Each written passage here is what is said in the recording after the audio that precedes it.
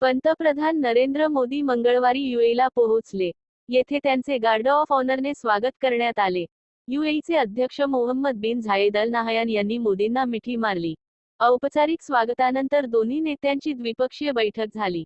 यानंतर पंतप्रधान अहलान मोदी, हॅलो मोदी कार्यक्रमात यूएईमध्ये राहणाऱ्या भारतीय समुदायाच्या सुमारे 65,000 लोकांना संबोधित करतील. पंतप्रधान मोदी फेब्रुवारी 14 रोजी राजधानी अबुधाबीमध्ये देशातील पहिल्या हिंदू मंदिराचे उद्घाटन करणार आहेत.